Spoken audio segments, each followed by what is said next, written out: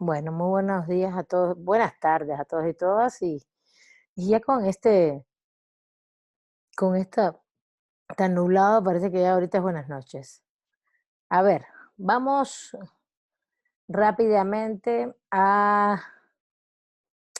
vamos a terminar el sistema jurídico románico y sus características. Recuerden que la clase pasada vimos que el sistema jurídico románico tenía como características, uno, la clasificación por materias, especialización del derecho, las ramas del derecho. Dentro de esa clasificación, recordemos que siempre hay una clasificación dentro de las ramas género-especie, y también dentro de cada disciplina y dentro de cada aspecto conceptual hay una clasificación que se expresa con jerarquía, ¿no? Desde los conceptos. Desde un concepto más general a conceptos más particulares. Y cuando digo jerarquía me refiero a sobre todo, es como, bueno, debes saber teoría del derecho para, para poder adentrarte en otras materias de derecho más técnicas, ¿no? O debes conocer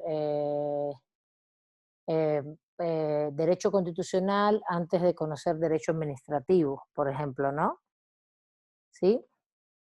Y después derecho fiscal, pero no puedes conocer fiscal sin conocer administrativo y constitucional, porque es tremendo eso, no, no, eh, a ver, de que lo pueden hacer, lo pueden hacer, el tema es, y claro, depende de cómo les den las clases, pero si ustedes en un momento determinado reciben bien las clases desde el punto de vista técnico, es difícil, si no sabes constitucional, entender administrativo y entender fiscal, porque una cosa te lleva a otra. Esa jerarquía es la que decimos que ellos fueron construyendo, pero no es porque los romanos en la antigüedad hicieron ramas del derecho, ellos fueron haciendo clasificaciones, codificaciones y fueron dando esa sistematización, ¿no? De elementos. Es más bien una sistemática que se le llama género-especie. Y esta clasificación género-especie está vinculada a la lógica aristotélica, porque es Aristóteles el que instaura esa lógica de género-especie. Fíjense, les voy a poner un ejemplo para que lo entiendan mejor en materia de los seres humanos. Por ejemplo, ¿quiénes somos género-especie? Todos los seres vivos es el género. Y dentro de los seres vivos, ¿cuántas especies no hay? A ver, ¿quién me dice? Empecemos a hacer clasificación. Hay seres vivos y seres no vivos. Dentro de los seres vivos, después, ¿qué vendría? Claro, una clasificación que es de lo general y que va hacia lo particular. Hacia lo particular, pero es de lo general a algo más, menos general, a algo menos general, a algo menos general. A ver, hasta llegar a Aves, Natalia, Salvador, a mí, pero, a ver, adelante. aves, Pero ¿cómo tú dirías? Hay seres vivos y después los seres vivos, ovíparos, vivíparos. Mamíferos, exacto, exacto, Ujú. esa clasificación. Muy bien, María Lourdes y también Ricardo y también la otra, no sé quién más habló, sí, Alejandra creo, no sé quién fue. Hay mamíferos, bueno, primero yo diría que hay plantas y animales, por ejemplo. Dentro de los animales, diríamos, hay ovíparos, hay todas las clasificaciones habidas y por haber, ¿no? Mamíferos. Y dentro de los mamíferos, por ejemplo, habríamos más clasificaciones, ¿no? Hay seres racionales y seres no racionales. El género especie siempre es esta cuestión de que, ¿qué nos une? Que nos hace tener una característica propia a todos respecto a otros. Un grupo los une una característica esencial respecto a otro grupo. ¿Sí van entendiendo esto? ¿Sí van captando? Porque, ¿qué es lo que nos hace a nosotros diferentes de los otros mamíferos? El ser racionales. ¿Qué es lo que nos hace común entre todos los mamíferos? El huevo cigoto, ¿no? El interno, que es el reproducirnos mediante el útero. ¿Sí? ¿Se entiende? Eso es importantísimo. Y dar leche, ¿no? Amamantar, que es la otra parte del mamífero, ¿no? Las dos partes. que tiene. Pero ¿qué nos hace diferente? Pues que nosotros somos racionales. Dentro de los seres racionales, a la vez, todos somos, ¿qué somos? Uf, pues hombres, mujeres. Vamos a decir que hay hombres y mujeres. Tampoco tenemos que estar ahora con una identidad sexogenérica, ni mucho menos, porque no, inicialmente se plantea y ya después la identidad sexogenérica va por 32, 38 procesos reconocidos a nivel de derechos humanos, así que somos podemos ser muchas cosas, después de ser hombres, mujeres, pero bueno, también no nos querramos meter ahí, porque evidentemente si las personas se clasifican en hombres o mujeres, no importa si son trans, si es transgénero, por ejemplo, la persona nace mujer, pero hace transgénero, no, hace un proceso de transgénero a hombre, es hombre, no es mujer, ¿entiendes? Eso es también muy claro, eso no.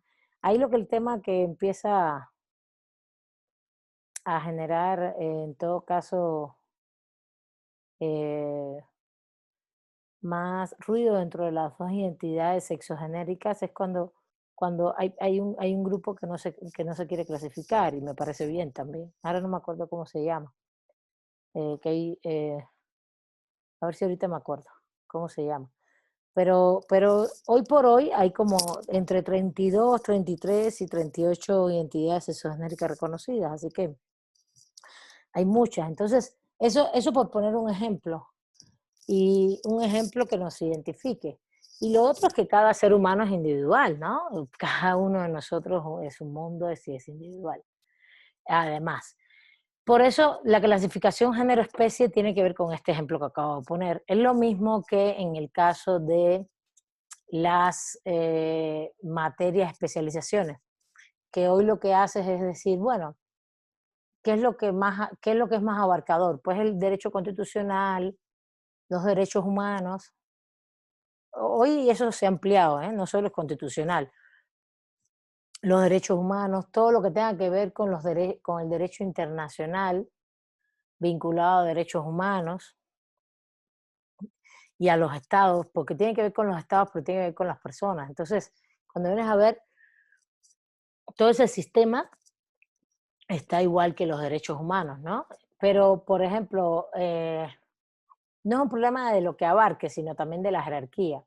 Y después, ¿qué viene? Pues viene derecho administrativo, que ya tiene que ver con las instituciones estatales y la relación con las personas y con otras entidades. Viene después fiscal, que ya es una cosa mucho más específica, ¿no?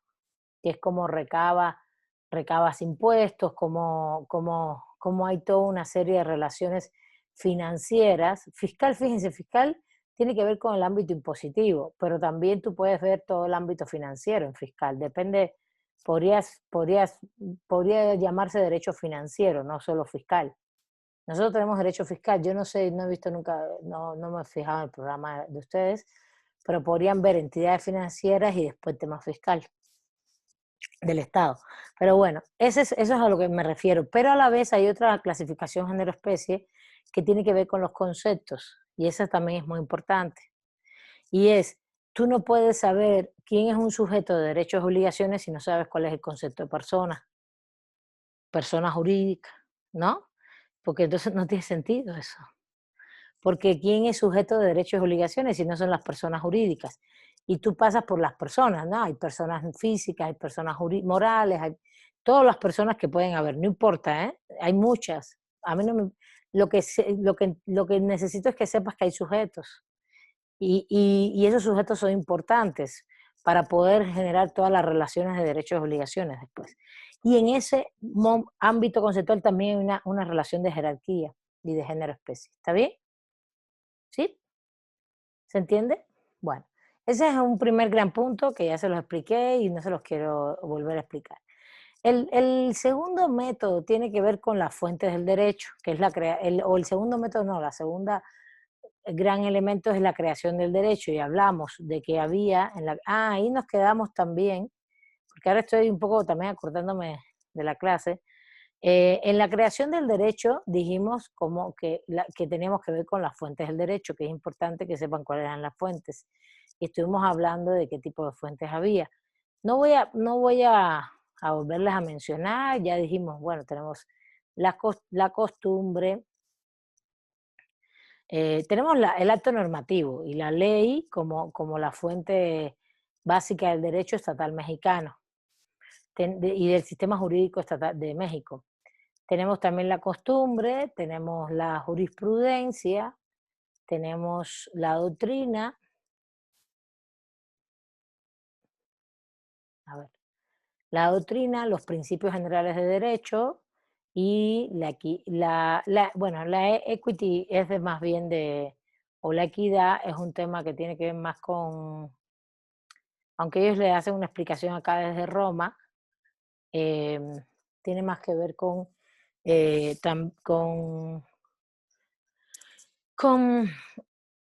sistema del common law también.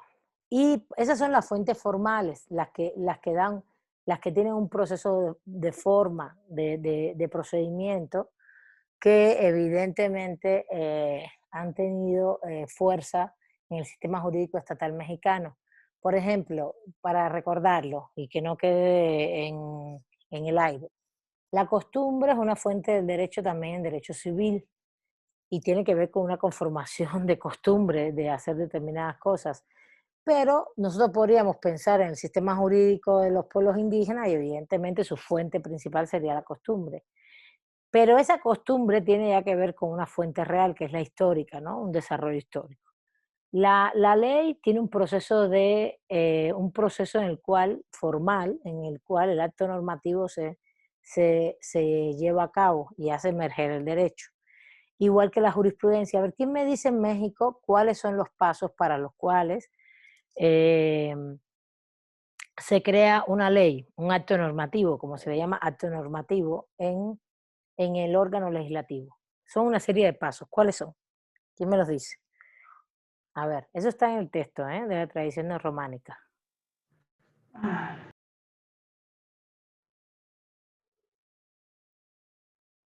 ¿Quién me dice?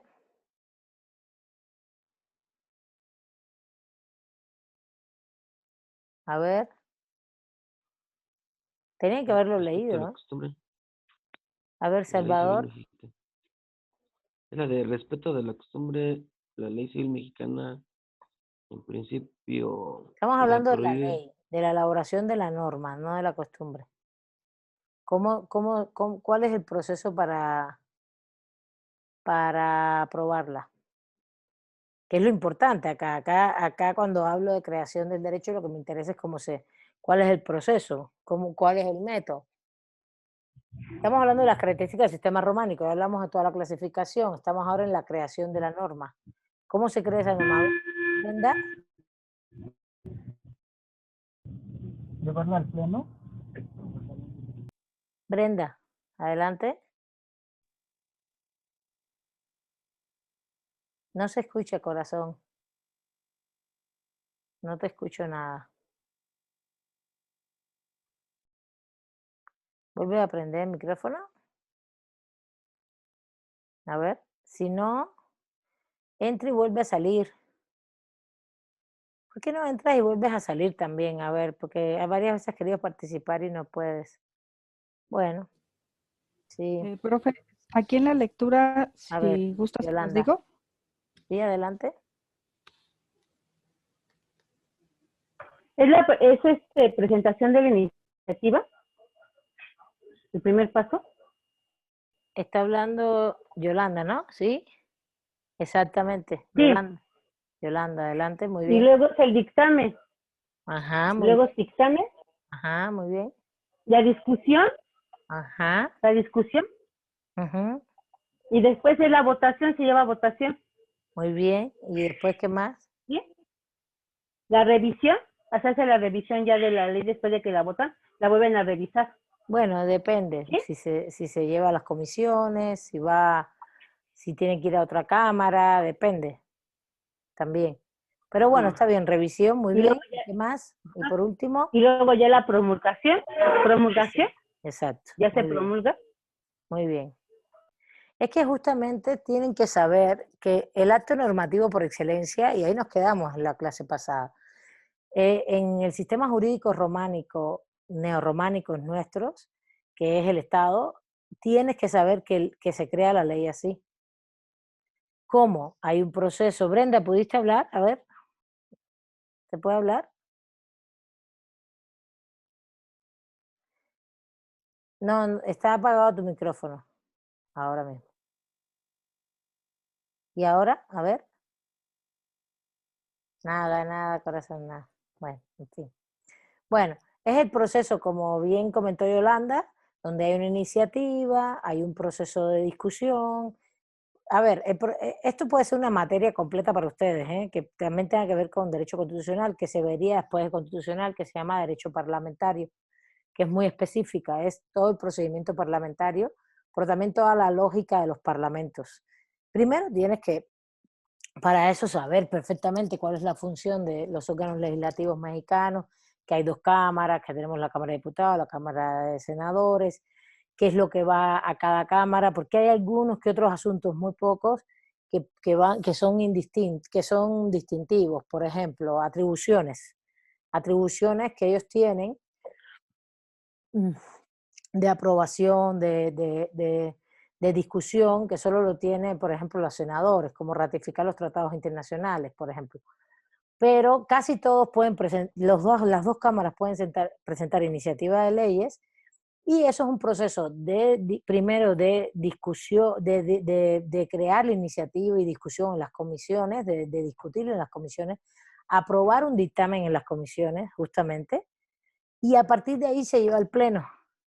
Y una vez que esté en el pleno, se discute y se aprueba. Claro, cuando son temas muy complicados, es cuando uno ve, por ejemplo, que puede ver el canal judicial, si lo tienen, o lo pueden ver. Yo creo que ahora todo lo están poniendo por internet también, y se puede ver más, y no hay que pagar cable, ¿no? Pero no lo sé, la verdad.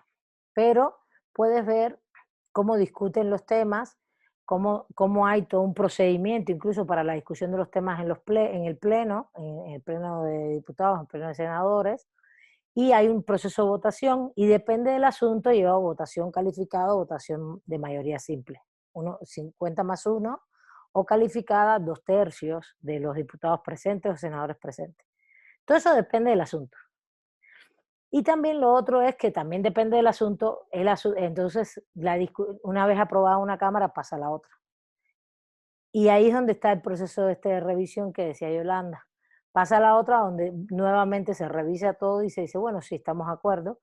Y también depende del asunto, puede llegar a pasar a los estados. Necesitamos la aprobación de los estados. Y ahí vuelve ese proceso de revisión. ¿Está bien? Sobre todo en materia, por ejemplo, de derechos humanos, en materia de la Constitución, de temas fundamentales, tiene que hacer todo ese proceso. Y al final, ninguna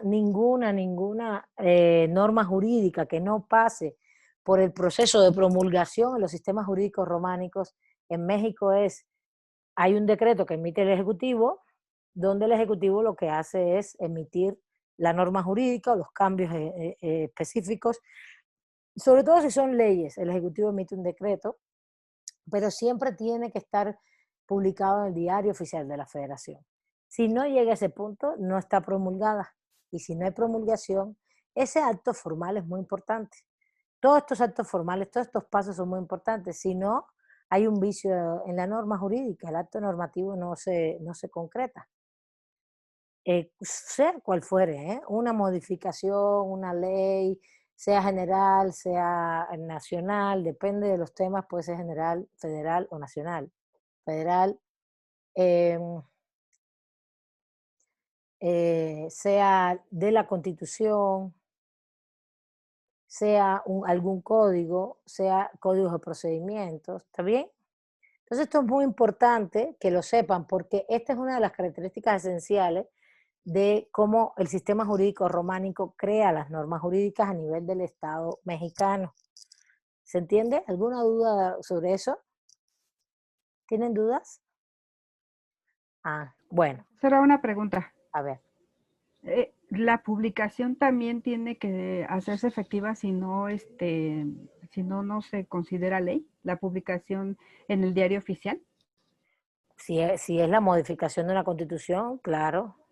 Si es una ley nueva o una modificación de ley de cualquier código, claro. si son reglamentos federales, depende de la jerarquía. Lo que pasa es que el procedimiento siempre es el mismo, a no ser, si es federal, a nivel federal, pero si es del Estado, a nivel del Estado también. Es el mismo procedimiento. Es parecido, es igual, tiene los mismos pasos, vamos a decirlo, en general. No más que a nivel estatal, no es que tenga que ir a la federación, ni bajar, ni subir, no, no, no. Yo ahorita el que describí fue el federal, ¿no? Pero tienes que hacer lo mismo, iniciativa, discusión, dictamen, deliberación en las cámaras. En esencia ese es el procedimiento, deliberación en el pleno, en los plenos o el pleno, votación, aprobación, promulgación. Esos son los pasos, ¿no? Quiero que los tengan claros porque además, no, a ver, México es así, Cuba también. Cuba tiene una iniciativa que se discute en comisiones igual, por ejemplo, para que veas que no es un problema solo, se discute en comisiones, hay un dictamen y de ahí pasa al pleno, pero es un solo pleno, es una sola cámara. Se discute, se vota, se aprueba o no, se aprueba y se promulga. Entonces siempre es esa fase, acuérdense, ¿no? Es iniciativa, regularmente casi todos los parlamentos nuestros románicos tienen comisiones, que son los que presentan las iniciativas y son los que aprueban previamente bajo cierto debate las iniciativas y hacen un dictamen y presentan la iniciativa al pleno. Y entonces es como que hay una, claro, ¿quiénes están en las comisiones? Los mismos parlamentarios, ¿no? Que están en diferentes comisiones por determinadas temáticas. Y quién lleva la orden del día, justamente, bueno, pues eso también es un arreglo de partidos, ¿no? Es una decisión política. De hecho, es quien lleva la mesa directiva de las cámaras aquí en el caso mexicano y es un arreglo de los de los grupos políticos. Y van sacando materia. No sé si han oído que el gobierno actual siempre dice, no, es que quiero que se acabe de aprobar tal cosa, ¿no? Y entonces es una presión para su bancada, evidentemente, es una presión a su bancada en el pleno del Senado o de los diputados, ¿no? Y entonces presionan, entonces ahí si entonces la bancada lo que hace es presionar para que su tema se meta en la mesa directiva, para que salga al pleno, para que salga ya la iniciativa de la comisión, primero saque la iniciativa de la comisión, todo esto. Es un juego político, es muy interesante. Y la verdad, y les comento algo que es muy importante que lo sepan. Ustedes pueden trabajar en este ámbito. Es que este es un tema que, por ejemplo, incluso no lo previmos no. Se puede dar perfectamente en Derecho Constitucional 2, porque previmos 2 constitucionales ahora. Y en ese Constitucional 2 se puede perfectamente dialogar sobre el proceso parlamentario. Pero una de las cosas en donde trabajan muchos juristas, yo conozco muchos, y gente que trabaja haciendo asesoría parlamentaria. Y lo que hace es, puede trabajar en el Senado, en los diputados, pero fíjense, los senadores y los diputados les interesa mucho el abogado, que el abogado trabaje con él, porque ellos regularmente no tienen por qué ser abogados, ni se dedican ellos a hacer los dictámenes, ni las iniciativas, las hacen todos sus cuerpos asesores. Y los cuerpos asesores regularmente son juristas. ¿Y quiénes son? Gente que sabe hacer leyes, gente que sabe cómo hacer la jerarquía de leyes, cómo está la jerarquía, cómo está el asunto, qué temáticas son las importantes, cómo después se redacta también todas esas normas. Hay que hacer todo un proceso de motivación de por qué la norma, qué es lo que es importante, o por qué el cambio. Y de ahí hacer todo una jerarquía, que esa es otra. Hay una clasificación género-especie de jerarquía de lo general o particular dentro de la norma jurídica. Esto es importantísimo también. Una ley, cuando tú la lees, vas a ver que toda la estructura es de lo general a lo particular. Un código, la misma constitución. ¿Se entiende? La constitución es un poquito diferente, porque todo lo del tema de derechos humanos en general, pero también la organización del Estado general, pero siempre va de lo general a lo particular, siempre va. Y esto es importante, que lo entiendan, para que entiendan la lógica de las normas jurídicas. Por eso le he dedicado tanto tiempo a esto, porque este es el momento que ustedes tienen para aprender cuál es la lógica de nuestro sistema jurídico del Estado. Y esa lógica es importante para que ustedes después vean por qué estudian como estudian en la carrera, las materias, por qué van una así detrás de la otra y por qué van estudiando las normas en ese sentido, ¿no? y después esto se refleja en los tribunales, en las mismas materias, en el Parlamento, en las materias, en la creación de leyes. Entonces esto es importante. A ver, Julián, adelante. A veces se aprueba en lo general algunas normas y se manda a comisiones en lo particular, en el contexto del acto mexicano. No te entendí, que a veces, ¿sé qué? A veces se puede aprobar una ley en lo general y se manda a comisiones para verificar lo particular. Puede ser, sí. Sí, sí, eh, hay muchos detalles, hay muchos detalles en el proceso parlamentario, depende de lo que hagas. De hecho, en la UNAM, yo creo que la quitaron, ¿no? Era una optativa y era muy bonita materia, a mí me pareció muy linda materia. Me parece muy importante porque no solo podrías dar todo el proceso, sino todos los detalles, no solo técnicos, estos como el Julián que nos acaba de decir, que están también en los reglamentos de la Cámara y todo eso. No es que todo esto no está en la Constitución, todo esto está en los reglamentos de las cámaras y todo eso, sino también cómo funciona en la práctica, ¿no? Los actores políticos, cómo se mueven siempre los partidos. Hay gente que se dedica a eso, a la asesoría parlamentaria. Viviana, adelante. Sí, pues nada más quería comentar como algo.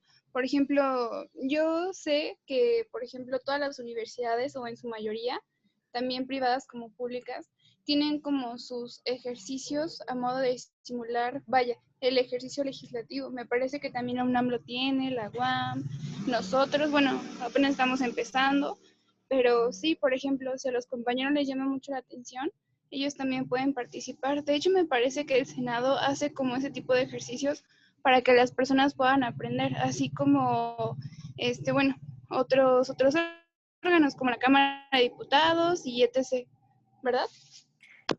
A ver, sí, hay como ejercicio, yo no me acuerdo de ese tipo de ejercicio. Hay un ejercicio que se hace, que es muy bonito, que la UNAM, de hecho, se podrían crear equipos, que es el equipos de trabajo y preparar a los estudiantes, pero es para defender casos como ante tribunales internacionales, ¿no? Por ejemplo, puede ser un caso de la Haya, puede ser cosas de derechos humanos. Regularmente está vinculado a derechos humanos, aunque sea penal en la Haya, pero se hacen simulaciones, ¿no? Más bien. No he visto simulaciones de creación de normas, eh, eh, de simulación de simulación de parlamento, pero puede ser perfectamente. Cuando yo estaba en la universidad en La Habana, hicimos una simulación de qué fue. Ah, no, de la Asamblea General de la ONU, eso lo hicimos, me acuerdo. Se llamaba Habana Mundo Half Moon, y venían muchos compañeros de aquí de la UNAM, iban, y se hizo como un evento internacional varios años, estaba muy bonito, y se escogió un caso, y se hacía como una simulación de la Asamblea General de la ONU, y discusión política, jurídica, todo eso. Yo imagino que eso también se puede hacer a nivel parlamentario, Senado, Cámara de Diputados, estaría muy bien. Y sería un De hecho, ejercicio bonito de hacer equipos ajá, y lo que comisión. no sé si los parlamentos lo hacen en sí, no lo sé. Pues me parece que sí. Bueno, yo tengo ahí amigos involucrados en estos temas, pero sí lo hacen. Por ejemplo, si los compañeros están como interesados, recomiendo mucho que sigan la página de, bueno, del Senado de la República, de Cámara de Diputados, del Congreso de la Unión, para que si ellos gustan en algún momento puedan participar, ya sea como parte de una comisión o como observadores, para que aprendan cómo es que se lleva a cabo todo ese trabajo legislativo. De hecho, ¿sabe qué, profe? Aquí en la universidad un grupo de compañeros del plantel Casa Libertad están haciendo lo mismo, o bueno, más bien, es como un equipo de trabajo que se encarga de poder imitar ese tipo de trabajos y bueno, es como muy interesante. Y también pueden Se aprende participar. mucho, eso, se aprende mucho, es bonito, aprendes como en la práctica, y me parece que lo que es importante también, y por eso hago tanto énfasis y me he parado un poco en este tema, es que ustedes sepan que ahí hay un campo laboral, que el campo laboral no solo es ser abogado litigante, civil, penal, todas estas cosas, sobre todo penal, que la gente se mete en penal y piensa que penal es lo único en derecho, ¿no? Hay campos laborales en materia de derechos humanos, en ONGs, en organismos de derechos humanos, en todos los derechos humanos que hay en todo el ámbito del país, que cada ministerio público, fiscalía, bueno, fiscalía, ministerio público, hay miles de cuestiones de derechos humanos. En materia de género ya se creó la Fiscalía contra el Feminicidio, por ejemplo. Hay cosas de género, hay muchas aristas donde se puede trabajar en este ámbito. Pero todas las procuradurías tienen, por ejemplo, ámbitos procesales y tienen cosas de derechos humanos. Procuradurías me refiero a la agraria, a toda la del consumidor, ¿no? Y además tienes todo el tema de las secretarías, que es el ámbito donde se puede trabajar respecto a todos los institutos, todo el ámbito estatal en materia de asesoría jurídica, pero además tienes todo el ámbito parlamentario. Y en el ámbito parlamentario puede ser a nivel federal, también puede ser a nivel de un estado, donde uno lo que hace es hacer todos estos procesos y ningún senador, ningún diputado se sienta a escribir una norma jurídica, ¿eh? La podrá discutir con su equipo y podrá decir, bueno, el interés es hacer esto, pero asentarse la hacemos nosotros, los juristas somos los que lo hacemos. Y es un campo de trabajo interesante, muy bonito, que creo que se le da muy poco énfasis en el mundo del derecho, y que solo la gente que se vincula a la política va conociendo que eso existe.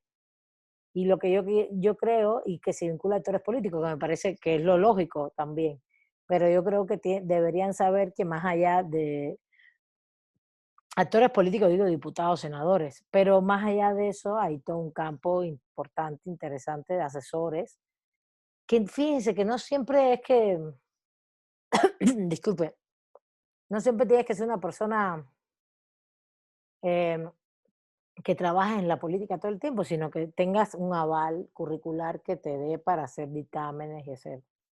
Bueno, ese es un tema. Y desde ahora podrían empezar viendo, como dice Viviana, todos estos espacios que hay. Em, Ese es el ámbito de la creación del derecho.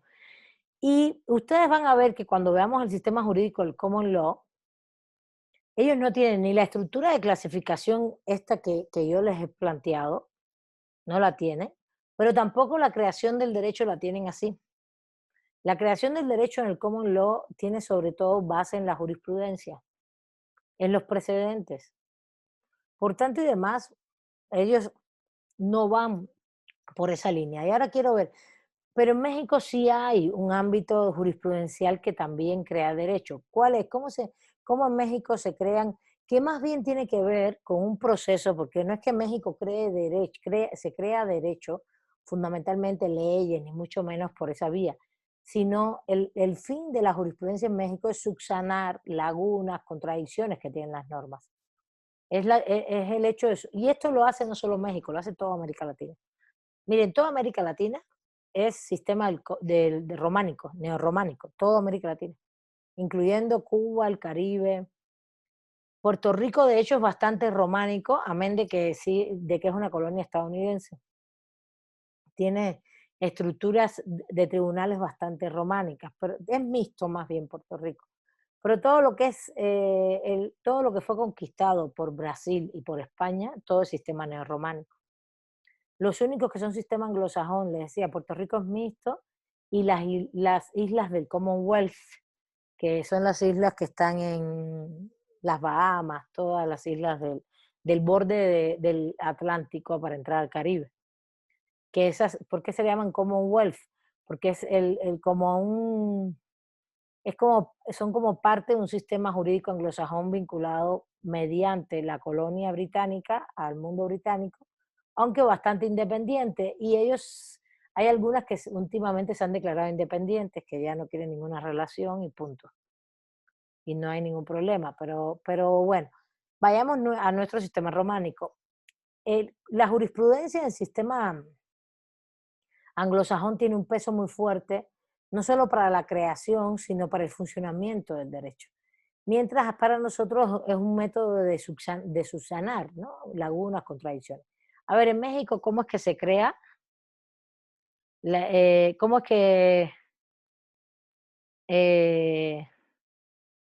¿Cómo es que funciona la jurisprudencia?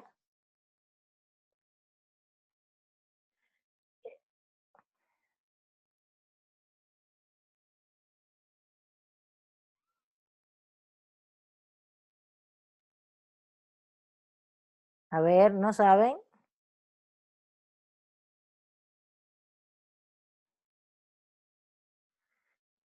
Sí, Ricardo, pero dilo, ¿no?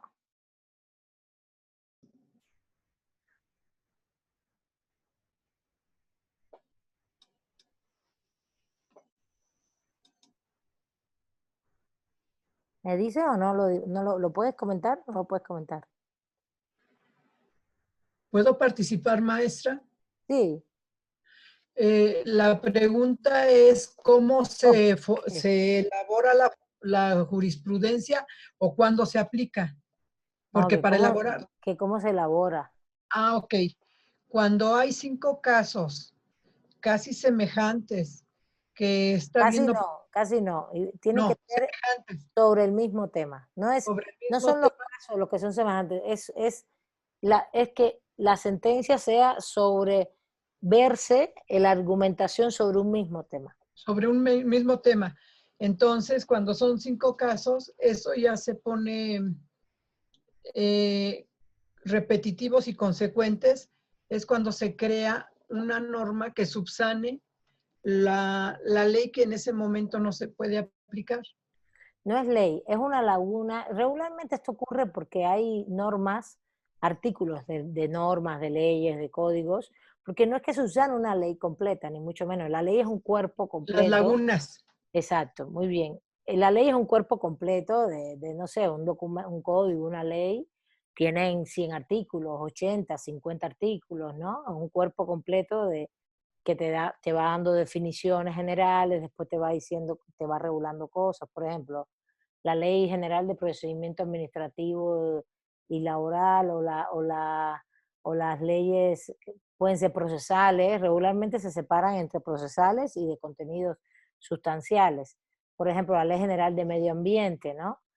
Tiene que ver con el medio ambiente, pero la del medio ambiente, cuando tú la revisas, vas a ver que hay una serie de definiciones iniciales, después vienen principios generales que se acatan sobre el tema del medio ambiente, que esos principios, todas las leyes tienen principios generales al inicio, también son importantes porque esos se utilizan y se interpretan para aplicar en el derecho en materia de lagunas, contradicciones.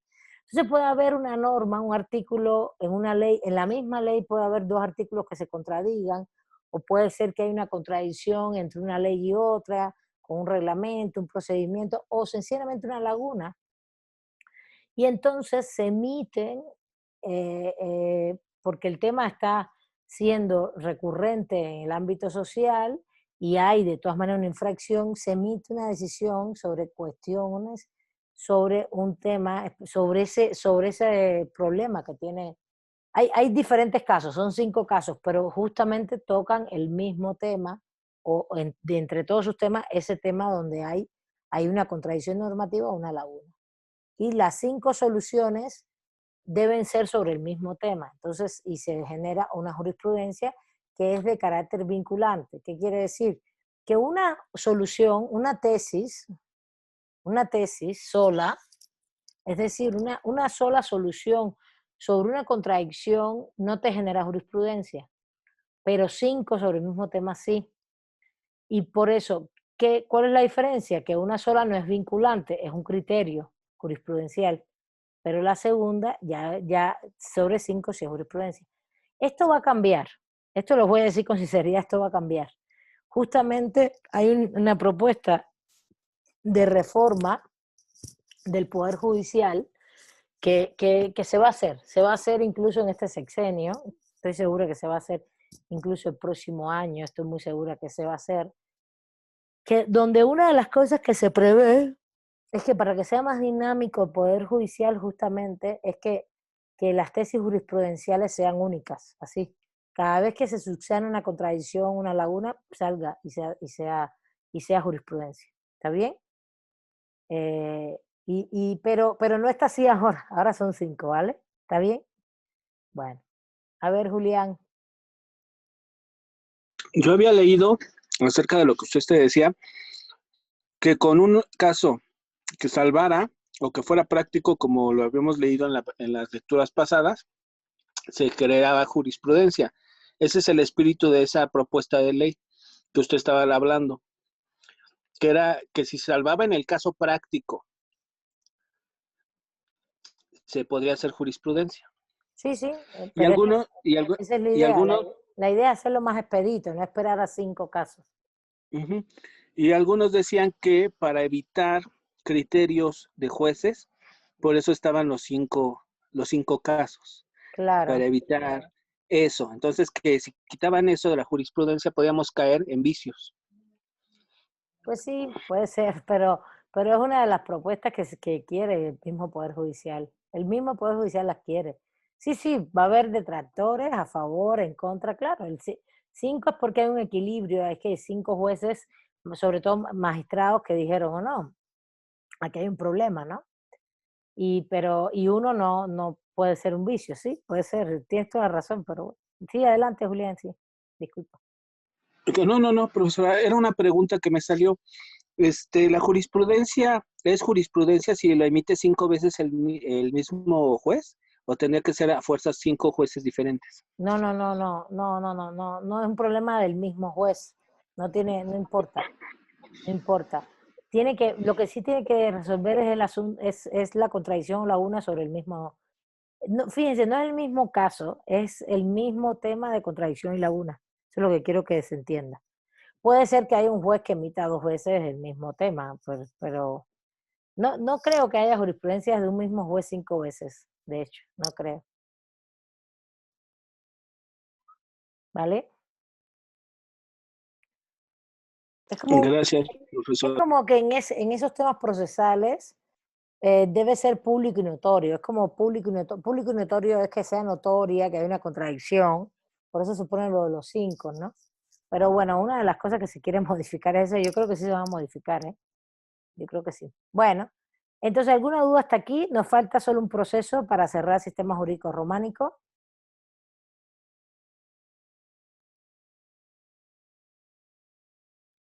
En materia de principios generales de derecho, los encontramos en las constituciones, en las propias leyes al inicio, en los propios códigos, y se usan sobre todo, fíjense, está puesto como fuentes del derecho, pero realmente los principios generales del derecho se usan mucho, se usan más bien para el proceso de interpretación, argumentación. Yo no, a ver, ¿cómo explicarles? Nadie, nulo crimen, nula pena sine previa ley penales, ¿no? Nadie puede ser penado por una ley que no está prevista penalmente. Es decir, a nadie se le puede imputar un delito que no esté previsto en las normas jurídicas, ¿no? No hay crimen, nulo crimen, nula pena, no hay pena, no hay crimen, no hay pena, si no hay una ley penal previa, sine previa ley penales. Eso es un principio general de derecho que tiene una construcción súper antigua, ¿no? Ya de centenares y centenares y centenares de años, milenaria, yo diría. De hecho, está escrito en latín, habría que buscar su raíz, donde surgió. O el famoso primero en tiempo, primero en derecho. Yo creo que el de nullum crimen también es, eh, bueno, no lo sé, el penal no lo sé si es romano, pero el de primero en tiempo, primero en derecho sí, sí es muy civilista romano, etcétera. En ese sentido, todos esos principios, muchos ya están en los códigos y en las leyes al inicio, cuando empiezan las leyes. Hay una sección como de principios generales. La Constitución no, la Constitución está llena de principios internos, tiene muchos principios, ¿no? Y se los digo porque, y otros están en las doctrinas, pero cuando uno habla que es fuente de derecho, fue fuente de derecho en el common law, porque es parte de la equity. En su formación histórica, ellos crearon principios generales de derecho que le llamaban equity como equidad en español, equity, a ver, se las pongo aquí para que lo entienda. Y realmente lo que va a pasar es que los principios generales de derecho eh, nos van a servir para argumentar en los casos. Y van a estar, puede ser que estén previstos en las normas así de manera explícita, pero puede ser que estén implícitos. ¿Implícitos qué quiere decir? Que uno ya se lo sabe ya los conoce porque están en la doctrina, están en libros teóricos que uno va leyendo y los va usando. Pero y además están en miles de argumentos de sentencias, de casos, ahí también los pueden encontrar. ¿A qué me refiero con todo esto? Que para mí no es una fuente de derecho específicamente vinculada al sistema románico en sí. No es que te cree un derecho nuevo, sino que sencillamente se usa para el proceso argumentativo. Julián, ¿querías comentar algo más? Sí, profesora, como el principio de no poder juzgar a la misma persona por el mismo delito o con otra norma más alta después de haberse sido juzgado. Exactamente, que nadie puede ser juzgado 2 veces por el mismo delito, pero ese sí está en la Constitución. Y también nulo un crimen, nula pena, sin previa ley penal está en la Constitución. En todo el ámbito de las garantías procesales de penal, del capítulo 1. También, ¿cuál fue el otro que comentaste? Si ahorita se aprueba una ley, mientras se es juzgado, no poderle dar esa no sé, esa pena mayor o beneficios de esa porque ya fue procesado con una ley anterior. Sí, ese tiene que ver con el principio de retroactividad de las normas penales, ¿no? Pero, a ver, por ejemplo, pero más bien es, si una persona es procesada hoy penalmente por un delito de tráfico de divisas, por ejemplo, hay personas procesadas por tráfico de divisas, de moneda extranjera, y eso supongamos que eso es un delito hoy. Si mañana ese delito deja de existir, las personas todas tienen que ir fuera, porque ya no hay delito. El delito siempre tiene que estar vigente, ¿no? Ahora, y también al revés, si ese delito no existe, no te puedo juzgar por eso. Y siempre, pero más bien el principio del que tú hablas es que siempre es más favorable al reo, ¿no?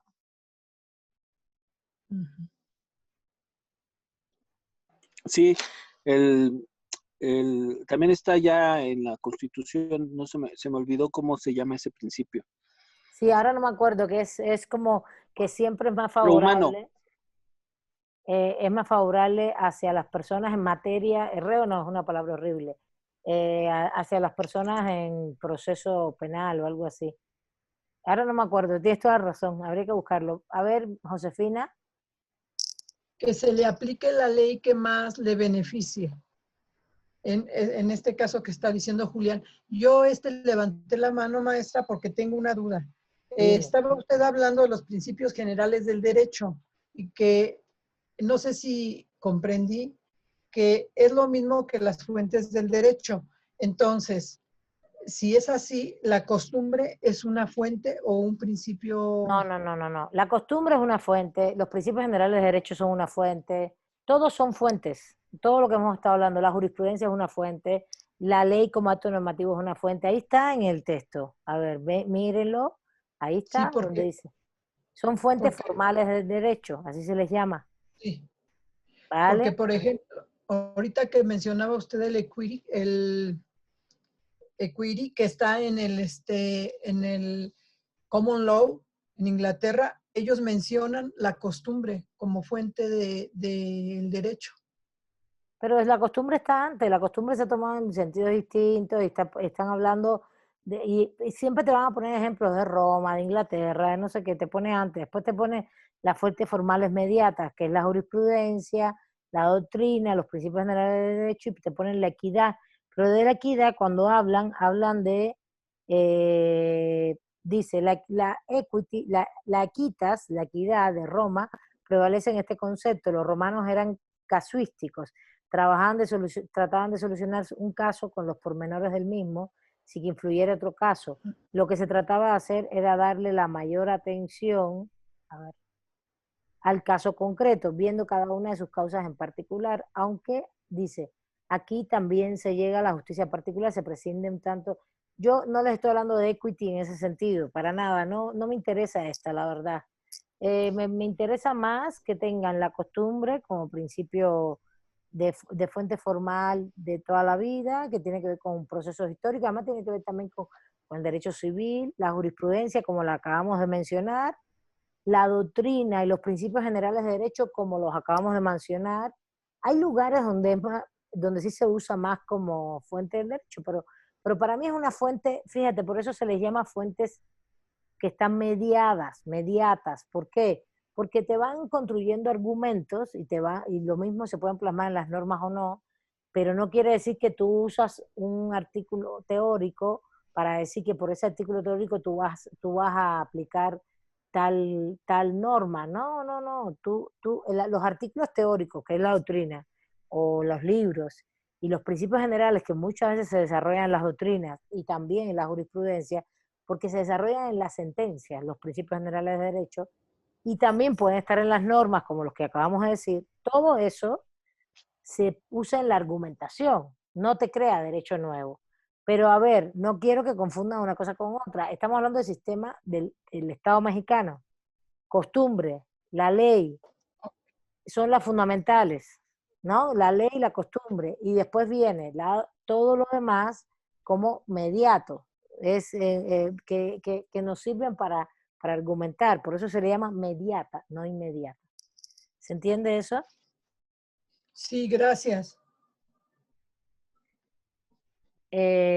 Bueno, y después vienen las fuentes reales. Y aquí tratan muchas fuentes, como son las fuentes históricas, las psicológicas, pero también estas tienen más que ver con ámbitos que tienen que ver con lo que hemos visto nosotros en la primera unidad del curso. Que el derecho tiene influencia, por ejemplo, evidentemente es un proceso histórico, tiene influencia de lo social, de lo político, de lo económico, todo esto. Y a esto se refiere, cuando ustedes lo leen van a darse cuenta, tiene que ver con los valores, tiene que ver cómo en un momento determinado lo social influye en lo jurídico, pero tampoco es inmediato, ¿no? No quiere decir que el Estado mexicano, porque hay un grupo social que crea determinadas cosas de valores, enseguida va y lo regula. No, tiene que pasar por el proceso de la ley. ¿Sí se entiende? ¿Sí? Sí. ¿Van conmigo? Vale. Sí. Pero bueno, entonces, lo que quiero es, y lo más relevante para que ya se lleven todo el tema de la creación aquí, es el proceso básico de cómo es el sistema jurídico estatal mexicano, de cómo cuál es el proceso, sobre todo del sistema jurídico neorrománico, que es el del Estado mexicano o de cualquier otro país. Siempre hay iniciativas, discusión, ese proceso que ya conversamos. Y ese es muy diferente al common law. El common law hace otros procesos. Sus procesos, ellos también hacen normas jurídicas en los parlamentos, pero lo llevan a cabo mediante otras formas. No tienen el mismo procedimiento y además lo que hacen más bien es aprobar políticas públicas. Todo el tiempo lo que hacen es aprobar políticas públicas en sus mandatos, no leyes como las nuestras. Y ellos tienen un proceso histórico de que, por ejemplo, Estados Unidos hizo su constitución en 1783, sí, la Declaración de Virginia, sí. Y Inglaterra en 1215, y tiene otra constitución más. Fíjense, Inglaterra tiene dos documentos de Carta Magna, uno se llama la Carta Magna y la otra la Carta del Bosque, que es de unos años más adelante, finales de 1200. Y todavía están vigentes y son documentos muy cortitos, tienen otra estructura muy diferente a la nuestra. Y después también han tenido los Bill of Rights, las declaraciones de derechos, todo eso está vigente. Y Estados Unidos hace enmiendas a su constitución, por ejemplo. Pero eso no quiere decir, ellos no hacen, eso lo hicieron históricamente. Y hoy por hoy, entonces, ¿cómo ese derecho se mueve? Pues mediante jurisprudencias y precedentes. Es de otra manera.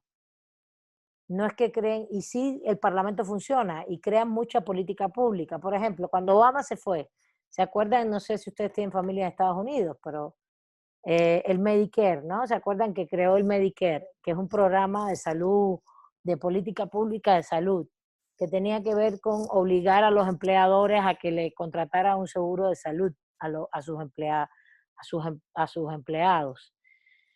Y después vino Trump y lo quitó. Y ahora viene Biden y es lo primero que va a poner. Y también va a regularizar lo de los migrantes, por ejemplo. Ahora Biden va a regularizar, hay que ver qué fuerza tiene la medida legal que hace. Pero pueden después venir los republicanos y echar atrás.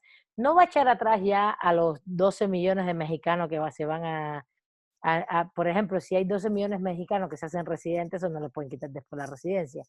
Eso es un hecho. Pero lo que es un hecho es que cuando vengan otros republicanos pueden decir, no, ya se acabó esta medida.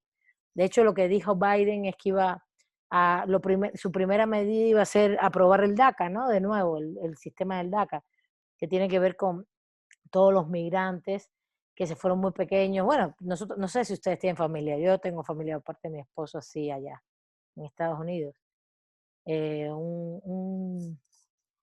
Un primo, bueno, primo segundo mío, pero el chico está estudiando en la universidad, entonces ahora él ya se naturalizaría o se haría residente, no me sé bien. Sí entienden, pero son políticas públicas, ¿se dan cuenta de lo que quiero decir?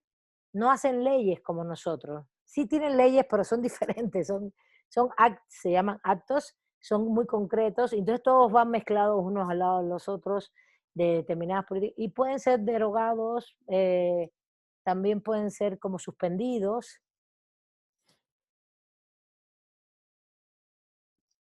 Disculpen, ya me dio frío acá. Entonces, ¿sí se entiende? ¿Sí? ¿Van conmigo?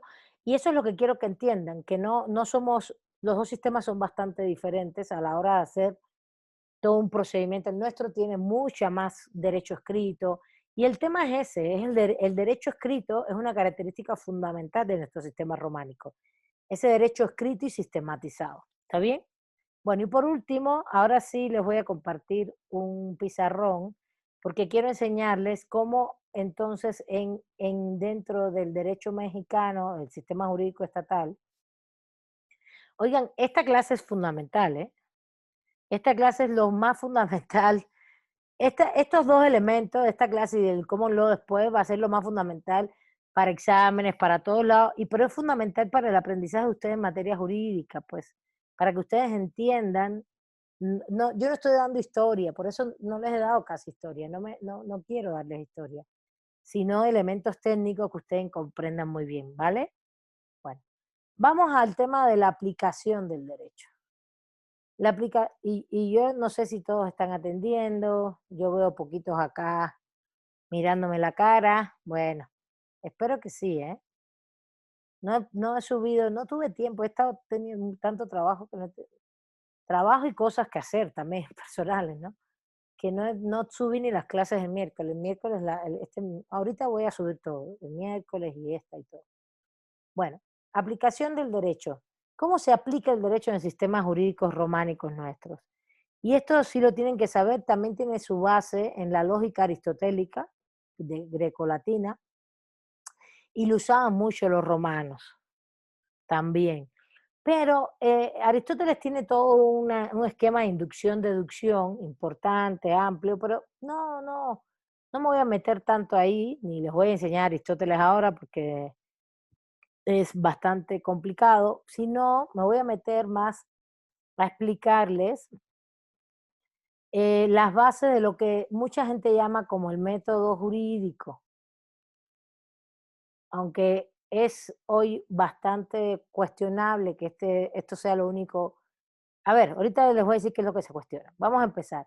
Lo que hacemos es esto, tenemos normas jurídicas, ¿verdad? Dígase la Constitución, lo que hacemos, a ver, déjame decírselo ya directamente, silogismo jurídico, eso es lo que hacemos. Lo que hacemos es un silogismo jurídico. El silogismo jurídico es el silogismo aristotélico. El silogismo siempre va de lo general, como principios, a lo particular. De hecho, estoy viendo que aquí, en el texto este, no está esta parte. Solo está la elaboración, pero no está la aplicación. Tengo que ver porque quizás no le subí esa parte, no le subí. Hay otro texto con toda la parte de la tradición románica. Bueno, de todas maneras sí está hasta cierto punto descrito en los textos en el texto de Sirven. Pero esto es muy importante. A ver, un silogismo en general, a ver, vamos a poner un silogismo general, siempre va de lo general a lo particular, tiene 3 premisas. La premisa mayor, la premisa menor y la conclusión. Y tiene regularmente una serie de leyes internas, ¿no? Por ejemplo, que tiene 3 términos.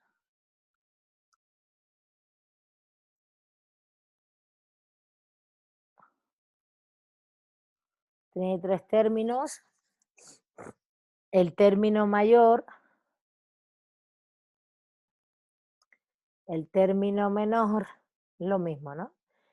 Y el término mayor, el menor, no, 2 términos, sí, y el término medio, disculpe, el término medio. ¿Cómo se construye un silogismo? Pues puede haber premisas universales o particulares. Hay más clasificaciones, ¿no? Afirmativas o negativas, válidas o inválidas, pero bueno, aquí lo de validez, inválidas, que también se les llama correctas, incorrectas, tiene que ver con el proceso de construcción formal de las premisas. Y por ejemplo, regularmente lo que uno hace es decir, a ver, todas las personas son seres humanos, ¿no? Premisa mayor. Premisa mayor. Premisa menor. Yolanda es persona. Conclusión, Yolanda es ser humano. Vamos a suponer, ¿no? A ver, en este caso todas son afirmativas, la mayor es la universal, la menor es particular, la conclusión es particular. Cuando uno hace este tipo de análisis, desde el punto de vista del silogismo como tal, regularmente, si tú tienes una premisa particular, si la premisa menor es particular, la conclusión siempre es particular, ¿no? Eso también es importante, que sepan, si las 2 premisas son universales, la conclusión es universal, pero si una de las 2, que siempre va a ser la menor, es particular, la conclusión es particular. Entonces, ¿cuáles son los términos? La premisa mayor es esta que les dije, ya vieron las premisas, ¿no? Los 3 términos, el mayor sería siempre el término que está en la premisa mayor, que no se repite en la premisa menor. A ver, ¿cuál es el término que se repite en las 2 premisas? Los términos son los sustantivos, los adjetivos, ¿sí? A ver, el todas no es un término, el todas es una calificación de cantidad. Yolanda es un sujeto, y personas, ser humanos, seres humanos, son sujetos y predicados, pero los términos son esas palabras. Entonces, ¿cuál es el término que se repite en la premisa mayor y en la premisa menor? ¿Quién me dice? O el sustantivo, Humano, maestra. en la mayor y la menor, el que se repite. Persona. Es Persona. Persona. Muy bien, persona y persona. Ese sería el término medio, que nunca va a la conclusión. Este nunca va a la conclusión.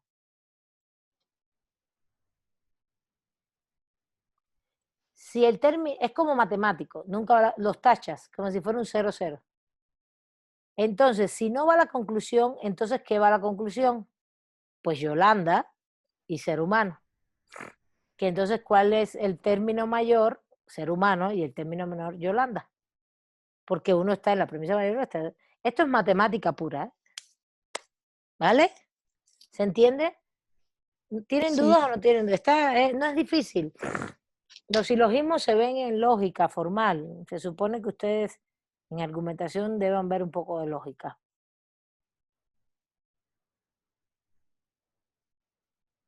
Entonces, ¿Qué pasó con esto? Que esto se traspoló al derecho. ¿Alguna duda hasta aquí? ¿Podemos seguir? Esto Sí, se maestra. traspoló al derecho. Al traspolarse al derecho, se hizo el silogismo jurídico.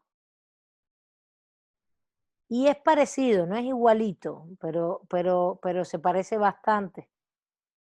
Hay 3 términos, todo eso. ¿Qué tengo que a ver, qué quieres que repita, Salvador? No puedo repetirlo todo. Nos quedan 7 minutos. Los silogismos se constituyen de 3 premisas, una mayor, una menor, una conclusión y 3 términos. ¿Cómo se construye un silogismo? Pues siempre empieza por una premisa universal, siempre, ¿eh? Siempre empieza por una premisa universal. Esta siempre es universal. La segunda también, la menor puede ser universal o no, puede ser particular, como es este caso. Esta de hecho es particular en este caso, pero no siempre tiene que ser particular. Y la conclusión es particular. Tú lo que haces es eliminar el término que se repite. El que se repite en este silogismo es persona, por tanto, ¿qué va a la conclusión? Los otros 2 términos. Ser humano es el término de la premisa mayor y Yolanda es el término de la premisa menor. Yolanda es un ser humano, esa es la conclusión. Es un razonamiento deductivo de lo general a lo particular. Esto es un razonamiento deductivo de lo general a lo particular. Si todas las, y siempre se dice, Gracias, si profe. todas las personas son seres humanos y Yolanda es persona, entonces Yolanda es un ser humano. ¿Está bien? Sí, gracias. Y igual es el otro tema. Por ejemplo, todos los seres humanos son mortales. Sócrates es mortal, pues Sócrates es ser humano. Así, sucesivamente, vas haciendo ese tipo. También lo puedes hacer en negativo. Ninguna persona es inmortal. Yolanda es persona, Yolanda, ninguna persona es inmortal.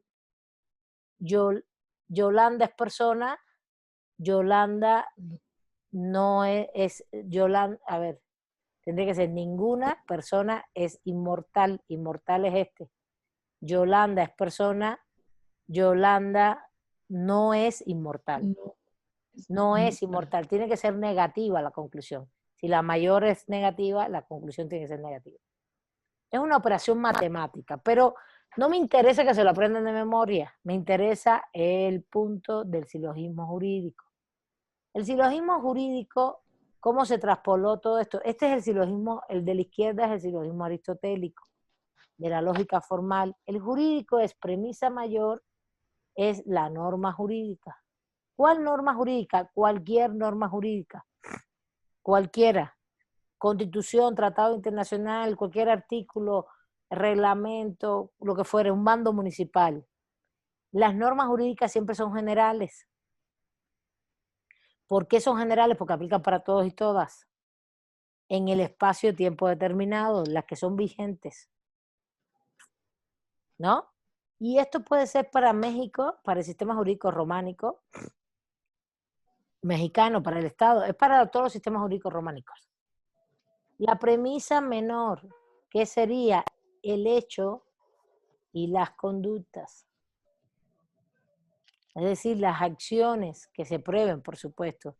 Y la conclusión sería la respuesta normativa, es decir, sanción o no sanción, ¿no? ¿De qué estamos hablando aquí? Que uno lo que hace es este acto, esto es lo que hacemos en el sistema jurídico románico y es muy diferente al common law, se llama subsunción de las normas, de los hechos y las conductas en las normas jurídicas. ¿Pero en qué de las normas jurídicas? En la hipótesis normativa. Por ejemplo, el que mate a otro tendrá sanción de privación de libertad de 5 a 10 años. El delito, este es el delito, esto es una norma general, delito de homicidio. Por supuesto, el delito de homicidio tiene muchos más elementos, tiene agravantes, atenuantes, etc. Pero vamos a aprender esto. ¿Qué es lo que nosotros hacemos normalmente? Nosotros decimos, ¿cuál es el hecho y las conductas o las acciones que X mató a Y? Esos son los hechos y las conductas. ¿Y por qué lo hizo y cómo lo hizo? Bueno, primero hay que probar que X mató a Y, hay que probarlo, hay que decir si es verdad que X mató a Y, que cómo lo mató, y también sus motivaciones, ¿no? No solo la acción y el hecho, sino las motivaciones, porque puede ser que X mató a Y por defensa propia, puede ser que X mató a Y por accidente, porque estaba tomado, había tomado ella o él, y iba en auto y arrolló a alguien y lo mató. Eso se llama imprudencia, es imprudencial completamente, no tiene dolo, no tiene culpa. No, sí es culpable de homicidio, pero es imprudencial, por tanto la sanción es diferente.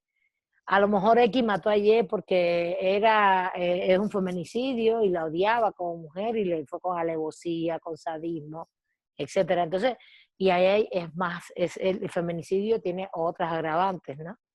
¿Se entiende? O sencillamente hay defensa propia, por tanto y demás, y la defensa propia siempre implica proporcionalidad, ¿no? Por ejemplo, la persona venía a atacarme, venía con una pistola de frente y me estaba apuntando a la cabeza y yo tenía otra pistola y le metí un tiro y se murió, pero yo me estoy defendiendo. No, que la pistola de la otra persona no tenía bala, pues yo no lo sé, ¿entiendes? Yo estoy en peligro inminente, para eso tienes que probar el peligro inminente, la proporcionalidad y una serie de elementos. ¿Está bien? Todo eso son hechos, conductas, acciones. Y entonces, ¿qué yo tengo que una vez que sé todos esos conductas y acciones, ¿qué hacemos nosotros? Buscamos en las normas jurídicas escritas y vigentes, no vayan al Corpus Juris Civilis romano, tienen que ir a las normas del Estado mexicano, vigentes, actuales. Y vemos que dentro de la norma establecida, esta que está aquí abajo, se subsume, así es como se llama, se subsume todos los hechos y conductas y acciones dentro de la hipótesis normativa. El que mate a otro. Esa es la hipótesis normativa. ¿Qué cosa es una hipótesis normativa? Un supuesto de hecho. La hipótesis es un supuesto de hecho. Si se da ese supuesto de hecho, luego entonces podemos concluir que en este caso puede haber sanción. Y depende de la sanción que esté prevista en las normas. Y eso es lo que hacemos todo el tiempo, chicos y chicas. Nosotros lo que hacemos, no con un delito, con temas penales, administrativos, todo el tiempo, tú lo que estás buscando en las normas es si tu situación de hecho, si tu situación de conductas, de hechos, de acciones, están en las normas de manera prohibida, obligatorias, permitidas, ¿no? Si se subsume, uno lo que hace todo el tiempo es hacer ese proceso comparativo entre lo que pasa en la vida real, que son hechos, conductas y acciones, y lo que dicen las normas jurídicas. Y ese es el silogismo jurídico, la subsunción de los hechos y las conductas en las hipótesis normativas de las normas jurídicas. Les puse un ejemplo muy fácil, hay otros ejemplos que no son tan fáciles, ¿no? Que son menos fáciles, que son no menos fáciles, sino que hay que buscarlo, hay que interpretar las normas. Si es administrativo, si es... ¿Entiende? ¿Se entiende? ¿Alguna duda? Yo sé que esta es la primera vez que...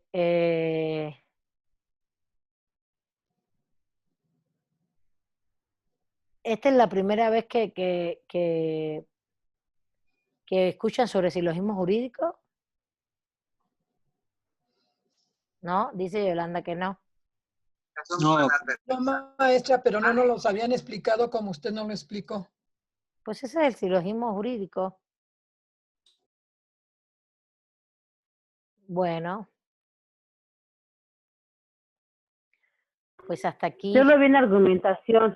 Eso, muy bien. En argumentación es donde deben explicárselos. Pero fíjense, puede tener más puede ser más complejo y ustedes no hacen, si ustedes son litigantes, no es que un caso lleve un silogismo jurídico, no. puede llevar muchos procesos de razonamiento vinculados a este proceso de subsunción de hechos y conductas en las normas. Eso es lo que siempre va a pasar. Y hay un proceso de argumentación muy complejo también, que siempre se hace, más allá de un silogismo jurídico único en cada caso. E incluso, si eres juez y vas a argumentar, también haces lo mismo. Y son cadenas de argumentos, no es un solo silogismo, ni mucho menos.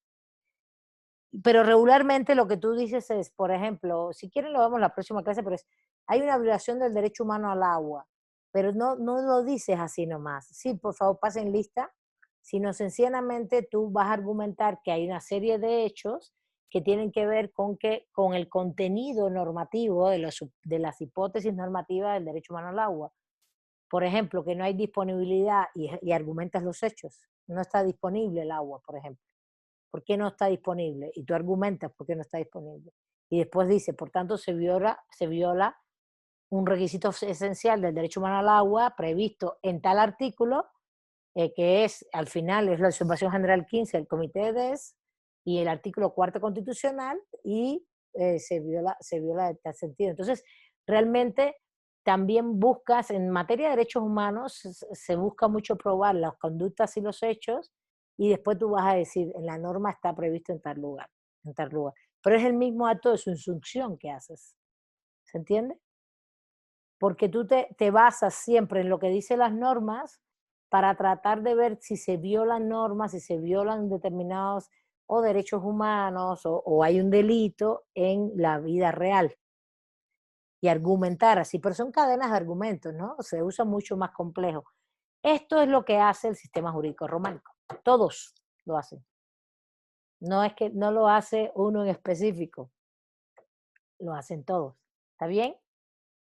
Bueno, espero que hayan entendido. Les pido, por favor, ya pasaron lista, muy bien, que el miércoles me comenten si tienen dudas sobre esto y volvemos a poner a lo mejor un ejemplo más o algo así.